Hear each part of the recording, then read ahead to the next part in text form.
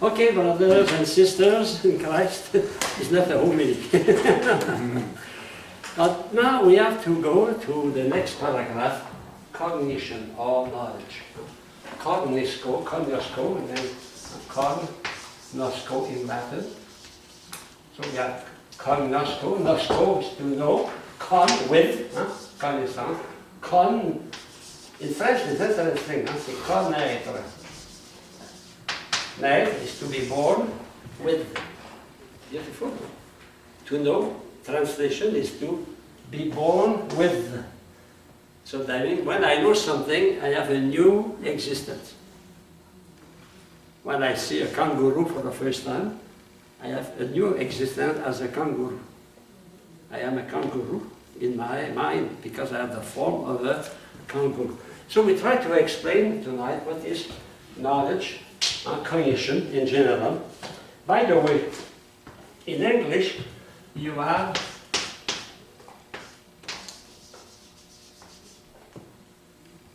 in Greek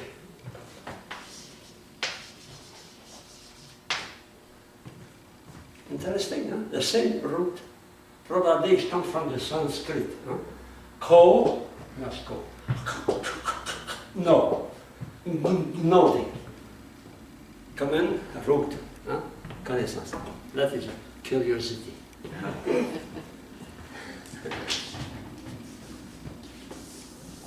But you know, it's interesting to see language express the genius of people. Huh? So, you know, if you say connaître, it is to naître with, it's a new life. In fact, we see that cognition, knowledge, is a union. Cognosco. I know with another. Okay? So the act or by which one becomes the other in an intentional way. That is the definition of Father Bernard, and we explained that soon. Intentional. You remember, first intention, second intention. That means and in the level of my mind, knowledge. Okay? The act of a power, part of the soul, by which is aware of something. The habit by which one can recall such an act. So the reflective power to know is to be able to reflect on what I did. And finally, the matter, that is the object, what I know. He has a great knowledge, he knows many things. So that means many. Father Werner gave you you see, it's a process, a state of fruit of mental representation. So next week we will study that. How we pass from sense knowledge to intellectual knowledge. Now the two seconds are very interesting, very important. The immanent activity, immanent, the fruit, stay in myself, which possesses the form of another by its intentional likeness. For example, you see an elephant, the elephant enters you, not through his matter, but through his form. Because the matter cannot enter you. So the form of the elephant comes in you. And in fact, the form comes in you, it is the likeness, the resemblance, the image, the representation of the elephant. Second, any act, whether or sensation, imagination, apprehension, reasoning, in which there is an intentional union of the knower with the known. The same idea as before, intentional union. That means in my knowledge, the level of intention here means level of knowledge, not ethics, knowledge. Okay? Jolivet proposed another definition. Knowledge is a vital operation.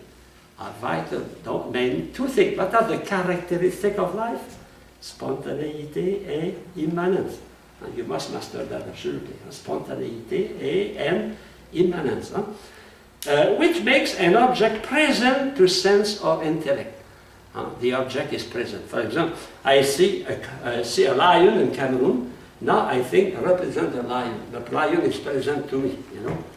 That is knowledge. I know the lion. Memory is knowledge. Imagination is knowledge. All that are knowledge. In rational psychology, knowledge is studied from the point of view of it being a life activity. So what is the characteristic of life activity? Spontaneity and immanence. So our knowledge is spontaneous. How we produce knowledge, that is the object of next week. And it is immanent, the fruit stays in how we saw that. Immanence and spontaneity. Huh? And the next paragraph, indeed, indeed, a most important life activity, an immanent operation that springs from one of the power parts of the soul, from inside, and is especially perfective of the agent, that means the knower, the one who knows, perfect the knower, which it comes to exist. That means that when that form come to me, perfect the one who knows, perfect the one who knows. When I see something, I go, for example, to the zoo, I see an animal, a panda, for example, for the first time, I discover that, so immediately I have something new. And that new thing, the panda, become to exist for me. There is a new existence in my mind. The panda was not there, now the panda is there. I give you an example. I live in Cameroon. It had happened 2 times. I met that kind of snake, about long like that. You see the snake is brown, is like that. But you cannot see where is the head and where is the tail. He called that the snake a 2-head. We don't know. You look, you don't know. A day we are coming in the night. Happily, there was a beautiful moon. Happily. But because when it is dark, it is dark. And we have the motor stop. So the brother tried to reorganize and to activate the motor, and I was waiting on the side, looking at the motor. And suddenly I watched on the road. The road was made with earth. And I saw a trace. Right like that. And I saw that snake. So, and suddenly, the same snake who was going in that direction, he came back exactly in the same direction, the same thing. Where is the head? Where is the tail? We don't know. 2 times I saw that snake. Very special snake. It's not dangerous. It's not dangerous. But, now I see them. And today I speak to you about that. That snake is present to me. That snake has an existence in me. And not yes, they existed in you. That is knowledge. Knowledge is to acquire, the object acquire a new existence in you. And you are not the same. Now, when you leave the class tonight, you will see the 2-head snake. Bad dreams. And it's funny, I saw a student, he came, one of the first, not the permanent deacon, I had in 2002 here, 2001, when we started. I met them in Gales Ferry, St. Our Lady of Lourdes.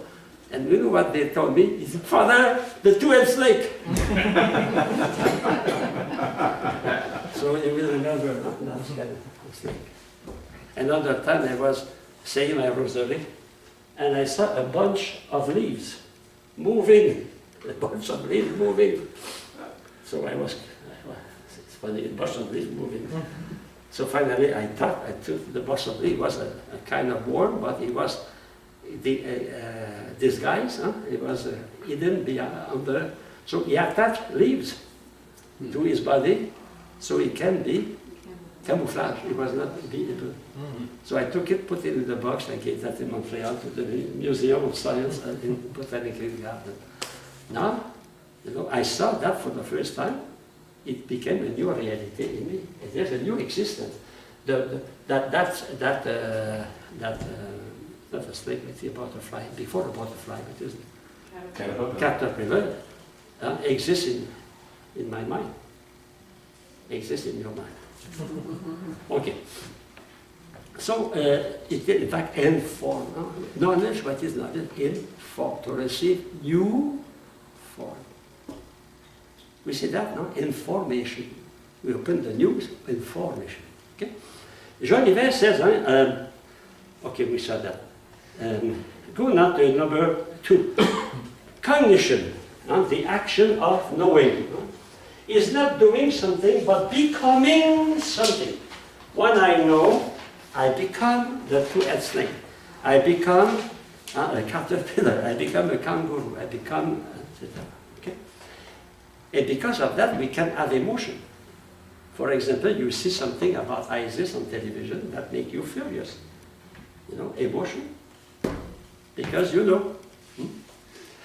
So it is a self-modification brought about the objective possession of something other than oneself. So it is an acquisition of other form.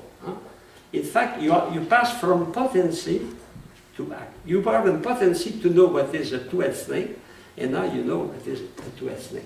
You know. Okay? So there has been no change. In fact, excuse me, the knower being is expanded by the addition of a perfection. Perfection previously not possessed, yet contributed by something else that has lost nothing in the giving. That is marvelous. You can acquire a lot of things. You become rich from all the knowledge. Things are not impoverished. They stay with their value, and you are enriched. It would be useful if we have that for to find a solution to poverty. We make money here. People look at that, and that money becomes your money. Now the problem is settled. But in fact, to know is to become rich. To know the truth, to know reality. And the more we know, the more. And we don't make people poorer. When we take their oil, when we take their cocoa, their coffee, we make them poor. Their copper, we make them poor.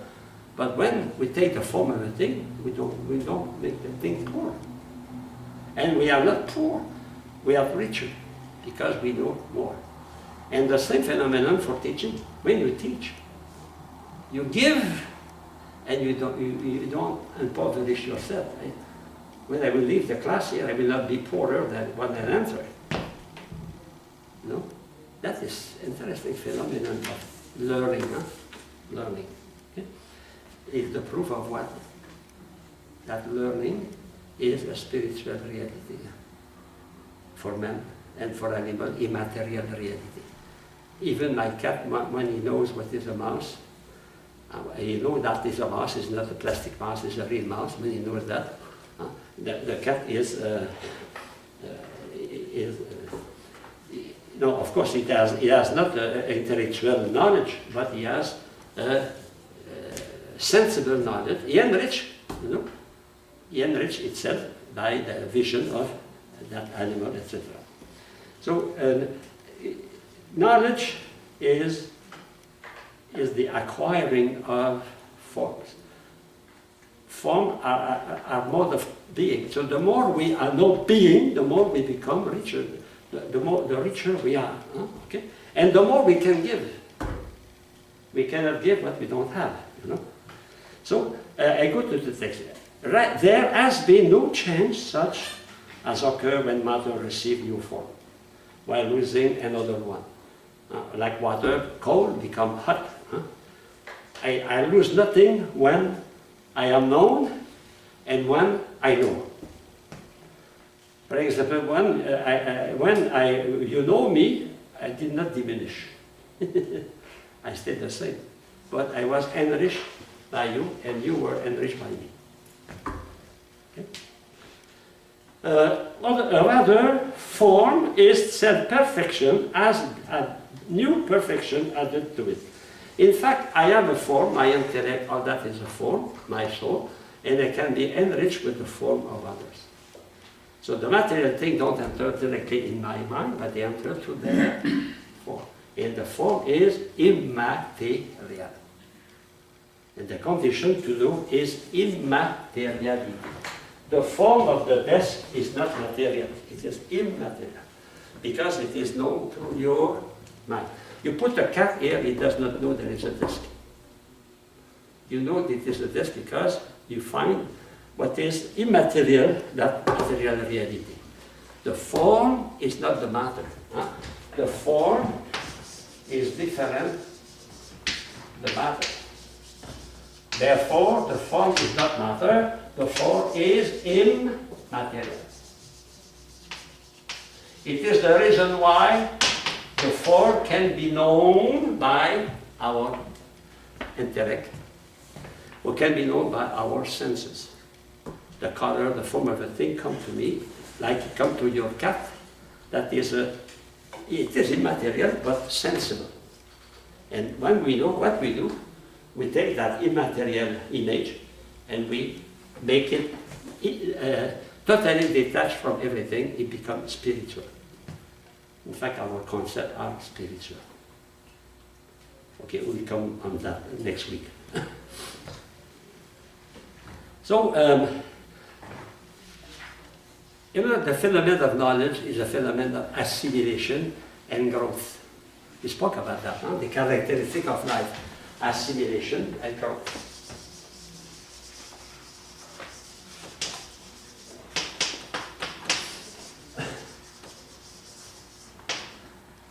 When I assimilate my knowledge, I grow in learning.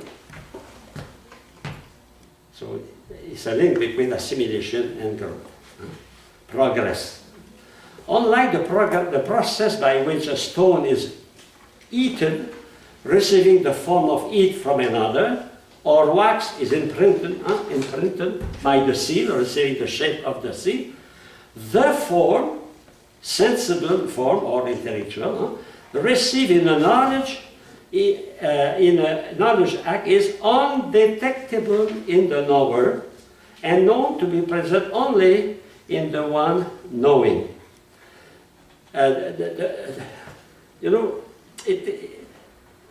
Why we cannot seize directly the form? Because the form is immaterial. To understand that, I will give an example. You have a tree. Okay, a tree. And you look at the tree. You are, okay? So we enter and you see the tree here. When you see the tree, how do you see the tree? Through that here. On your retina. If you don't see, if your retina does not function, you cannot see. So you see the tree through an image of the tree. You see? You see the tree. We don't see the tree directly. You see, yeah, the tree is there. You can say that. Why? Because your retina is functioning and the image of the tree is on your retina. Because of that, you can see the tree through that image. So it is the same in our knowledge. We see thing through the form. I know what is a thing through the form of the thing. What enters me is not the tree itself, it's not the elephant itself, it is the form of the elephant, and that form is present here. And what I know, can you see that? Can you know that? No. You know the tree through that. In fact, you see the tree through that. My sister lost sight 2 months ago. In a few days she became blind, totally blind.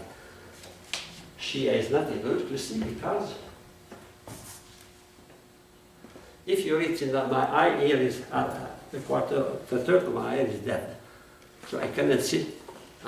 For example, I see nothing here. Okay? Why? Because a part of my image is not. I see things through that image, through form. I see the thing because I receive the form of it. I know the thing through their form. to their resemblance. We see that next week. Huh? Okay. So what has entered me, it is the form of the thing. And I know the thing through the form. It is so true that the thing can disappear. Huh? The elephant is not here, and you can see the elephant. You see the elephant through the form of elephant you acquire.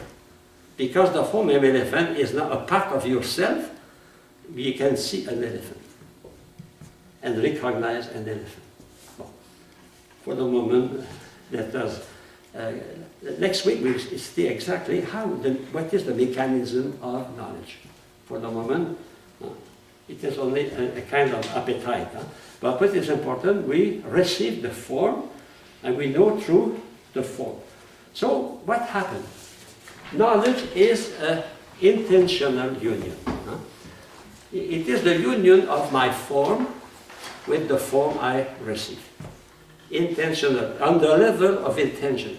Well, I don't know if I explained to you the difference between intention in psychology, in philosophy of man, and intention in ethics. Well, of course, when we speak about intention, we speak about ethics. He has a good intention. He did God with a good purpose, a good intention. But intention here does not mean that. Huh? Intention is close to attention. Intention is very close to an attention. Attention, tension, tendere, to tend towards something. Okay? To tend in the Latin indicate also the direction. Huh? Okay? Direction, why we were to enter. Huh? Okay? So the intention, when we speak about knowledge, it is the level of the intellect tending toward an object. Huh? Intention. Okay? You have to make the difference. Intention is not the moral meaning here. It is the psychological meaning. Huh? That means the form, my mind is tending toward an object. And what will enter from the object will be the form. So we can say knowledge is an intentional union.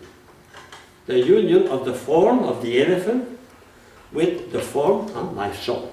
They are one now, and that is knowledge. In fact, knowledge is a communion. It's a communion with the reality, with the thing. It's a way to be in relation, to know things intimately because they become you. When you know what is a crocodile, then the crocodile is not only in the river, the crocodile is in you. It is a communion between you and the crocodile. Because of that, you can speak about crocodile everywhere, all the rest of your life. I saw the two-headed snake twice in my life, and now I can speak, 20 years after, 30 years, I can speak about that. Because it is a part of my being. It's my knowledge. Huh? It's not my being. Huh? It is a part of my personality. It's something I acquire. Okay? So it is but the condition of that, I told you, is immateriality. Even when the cat sees a mouse, the mouse doesn't enter his imagination, his senses. It is the form, the form, the color, the smell, etc. And that provokes in him an action. He knows and he reacts after that because our actions are preceded by knowledge. Okay? So I go to the text here. On the foregoing analysis, a knower somehow has the power to transcend the real distinction between itself and others that are found in the natural world. For example, you go to the zoo and you see a giraffe. Well, the giraffe and you are different. But by your knowledge, you transcend the distinction between the giraffe and you, and the giraffe enters your mind, and the giraffe is a part of your mind now. You are in communion with the giraffe in your mind. Knowledge is an intentional union. It's interesting, because you can be in contact with the old philosopher of the past. when you read the life, or when you read the text of a text of St. Thomas, or a text of St. Augustine, or a text of Plato, you are in communion with the genius, with that person. The thought of that person becomes your thought, if you assimilate that, you know. That is it's wonderful when you think about that. Huh? Knowledge is a communion. So you can be in communion with the great philosopher, with the great theologian, you be in communion with Jesus Christ, to the gospel, to the Bible, in communion with God. And in fact, Vatican II recall that there is two presence of Jesus, two real presence of Jesus, two real, not only one, two. He's really present in the Eucharist, he's really present in the Bible, in the Word of God. He is the Word of God. So there is not why, because when we know, we are in communion with that person. So when you know the Pope Francis, you are in communion with the Pope. But you can be in communion with prostitutes, with pornography, you know, the danger of pornography. Those who practice pornography, they are in communion with those persons, and that provokes their problem. You know? I can be in communion with saints. And there was a proverb in French, dis-moi qui tu lis, je dirai qui tu es. Tell me who you read, and I will tell you who you are. I can say the same, tell me what you see, what you watch on television or on the internet, I will see what you are. You know? Okay? If you like music, and you watch music, you are a musician. You know? The theory of knowledge is very, very important. Why? Because when you study the nature of Jesus Christ, for example, or you study the Christology, and when you see what is Jesus, Jesus is the Word of God. So if I listen to the Word of God, He comes to me. We are one with one another. So the communion is not only the Holy Eucharist, the communion is also when you read the Gospel, the Bible. You are in communion with God. Like we can be in communion also with God through the nature, contemplating the nature, we can be in communion because you see, like you are in communion with someone when you look at the beautiful painting, you go to Paris, you see the painting of Mona Lisa, well, oh, when you're in communion with Leonardo da Vinci, you never saw. But through that, you're in communion. So that knowledge is very deep inside here. Huh? Knowledge is communion. Common intentional union. That can be very good, it can be very dangerous also. Because if the communion is with evil thing, of course, the consequence will be the evil action. If the communion is with good object, the action will be good, you know. In fact, knowledge and action, knowledge and ethics, they go together. It is the root of publicity also. What is publicity? They want you to be in communion with the best soap, with the best beer. Yeah, it's true. So they give you the beer, you see. Huh? They make you yawn. That beer enters your mind. And while you are thirsty, Heidegger. Huh? Or Budweiser. Coca-Cola. And that is not, it's not innocent that they published it, because they know one knowledge we identify with the product. I give you an example, maybe I told that in the other class. My brother had two girls, two daughters. One at that time, one maybe 4, the other 6. And he went to the shop, to the market, to the shopping center, and he bought cereals. So he was like a good father to save money, to take the brand of the store. But usually the brand of the store is not well decorated, it's only green or blue. So he took the cereal, put that in the cart. And my nieces, my father, he said, Father, Dad, we will not eat that. My daughter said, why? Because they are not advertised on television. That's it. Imagine they are not advertised, they are not good. And they work on that. So, you know, all the time, don't forget, we are assimilating what we know. And those things become what we are. And they make us act after that. So if, you know, when we spoke about pornography, we can speak also positively about the life of saints. Saint Ignatius of Loyola, he was changed because he had the knowledge of the life of saints. And that changed his mind, changed his life. Okay?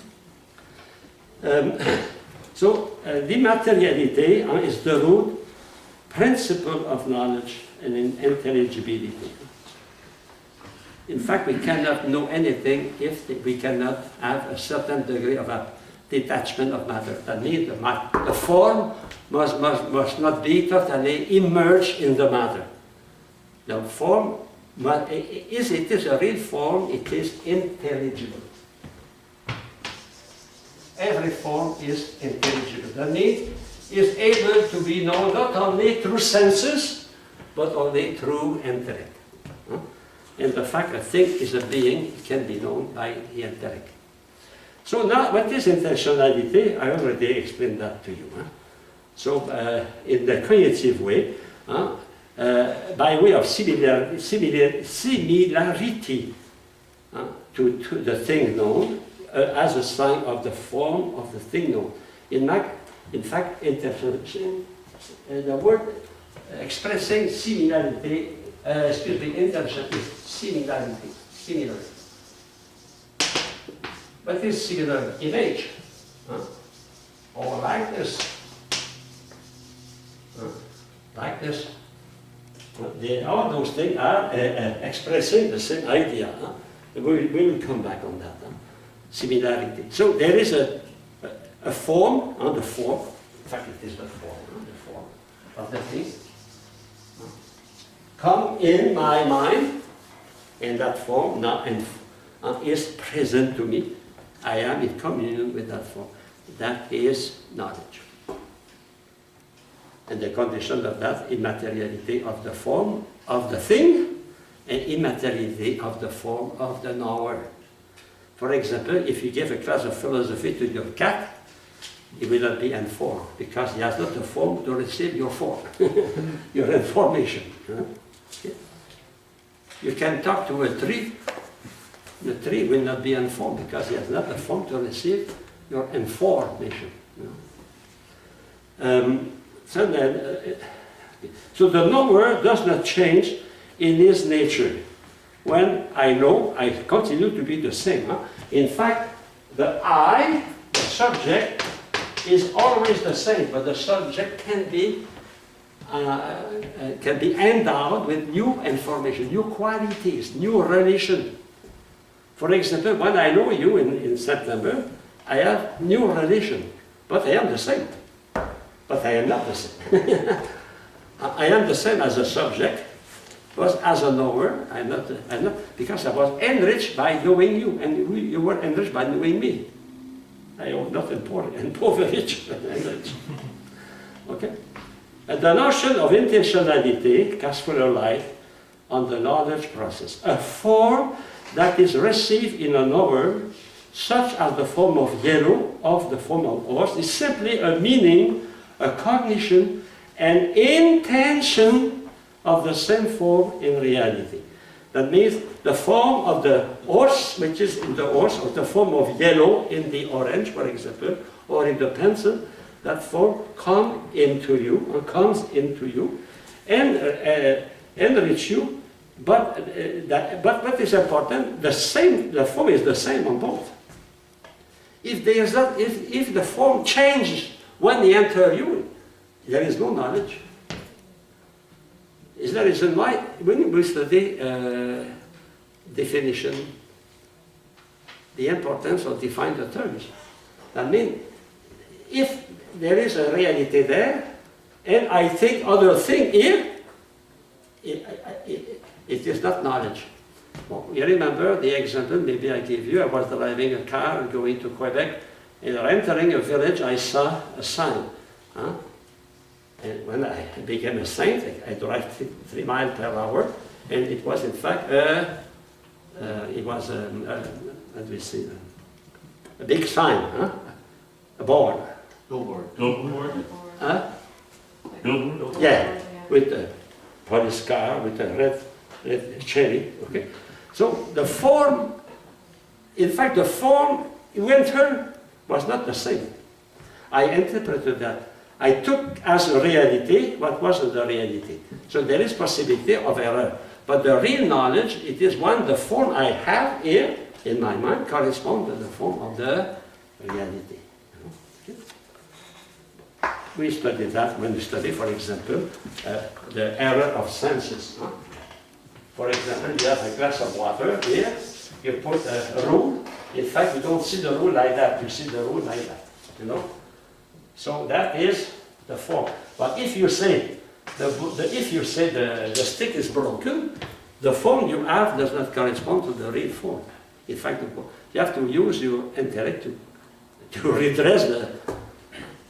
In fact, the form must be the same, otherwise there is no. That is the problem. When you talk with a person, and you don't say exactly the same thing, use the same words, but you don't say the same thing. An example of that in French is also in English. When we say that la table est mise, the table is set up. Okay? But in French there are two meanings. The table is set up, that means that they took the table and they put that on the floor. The other meaning is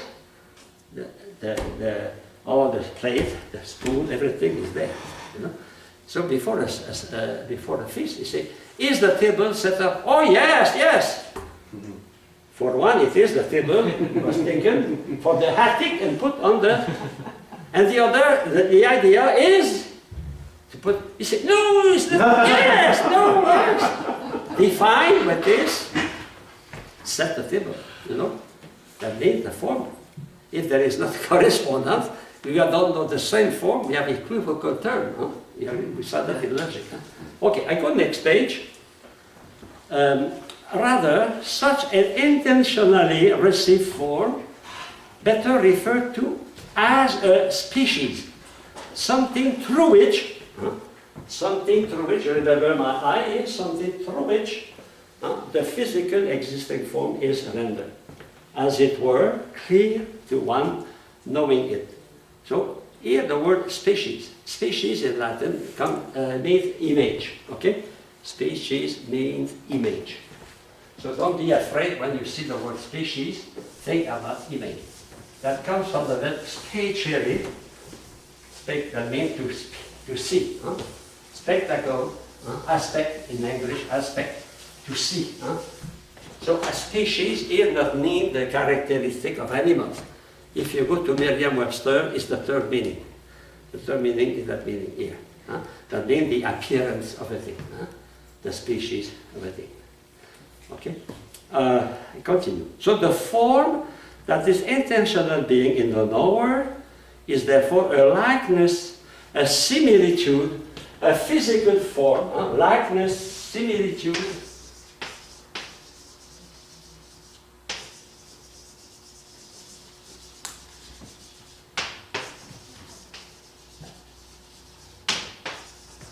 image, representation, all those are almost equivalent.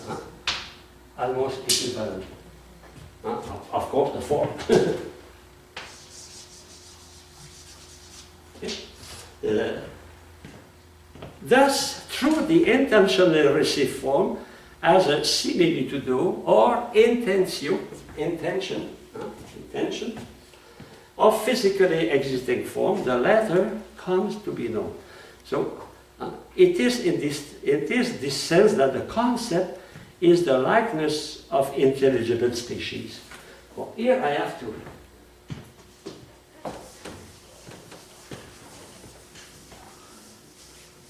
Because we begin to speak about things a little bit complex here. About a species. The species can be, or the image, when we know, or the form when we know, can be expressed in 4 ways. In 4 ways. Okay? So, when we know, we have sensible knowledge,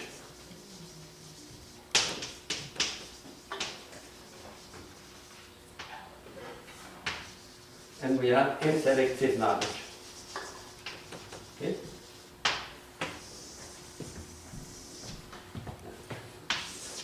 And to know, we saw that it is to receive the form of a thing, detached from the thing, detached or abstract, detached, sensible first, and that form comes to my mind.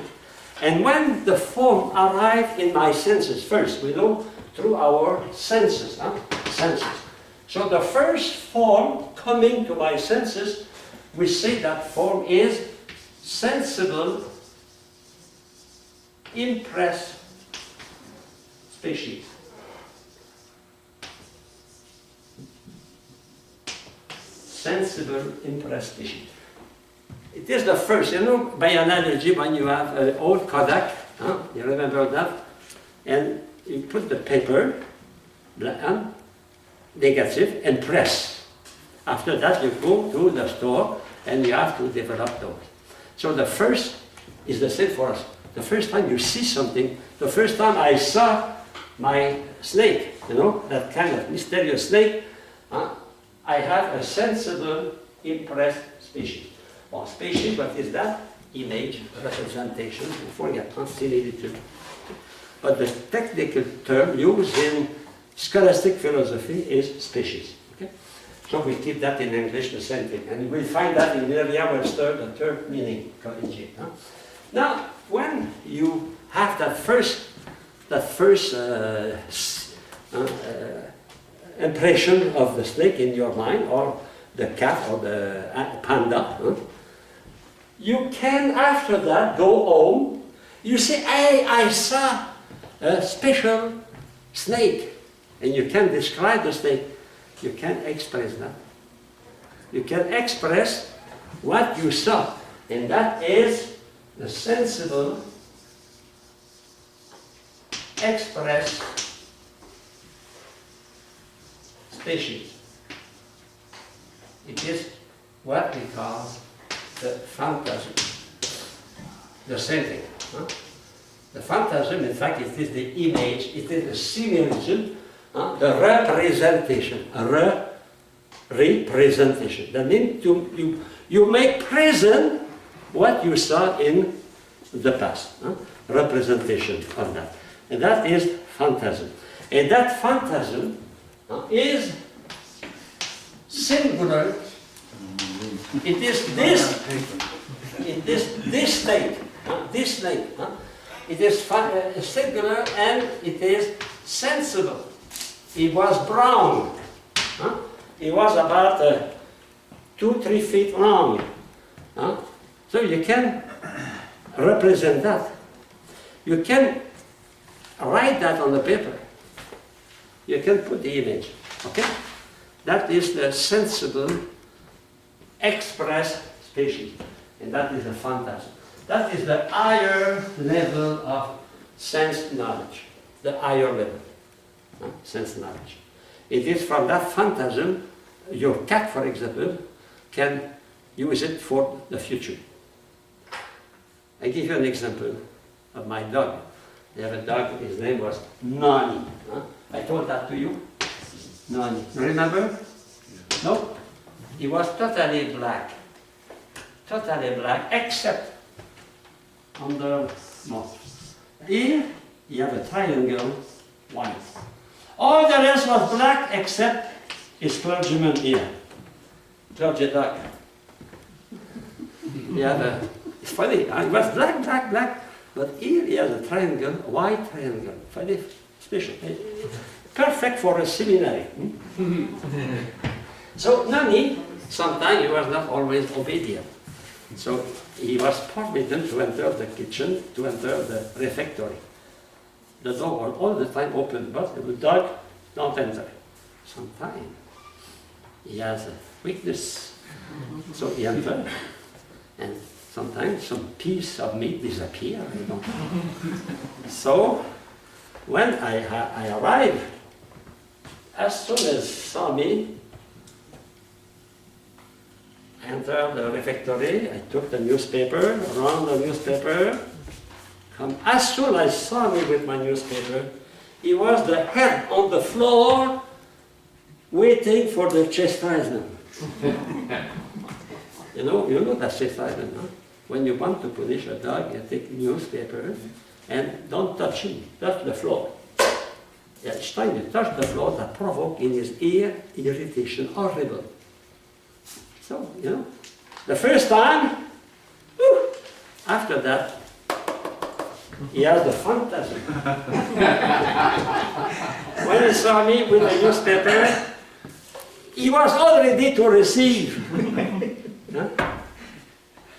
I did not have that possibility to use the phantasm for the future to prevent. It's the reason why our squirrel today, what they are doing, they are putting aside acorn, nuts. Okay? And the black bear is eating a lot to have a good reserve for the winter. So they prepare. But man is able to do better than that. He is able to take that phantasm, which represents a material object here, a kangaroo, for example, and from that material object, which is singular and sensible, to arrive to produce something which is abstract and universal. That means above time and space. Because a concept, it is universal. So, I don't want to explain today how we pass from the sensible knowledge of phantasm to the intellectual knowledge. We say that next week. But what I want to tell you, that when we pass that knowledge, because we are studying tonight the cognition, any kind of cognition, sensible or intellectual. So when we illuminate the phantasm here, when we abstract the phantasm, we have not this dog, not this the kangaroo, but any kind of dog, any kind of kangaroo. So the first time we understand what is a two-headed snake, what is a kangaroo, what is a corossal, etc., we have an intelligible, impressed species. What is the difference?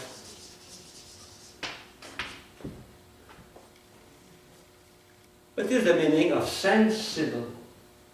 Able to be known by my senses. What is the meaning of intelligible? Able to be known by my intellect. So when we know the first time I understand. You remember when you studied geometry? And after half an hour,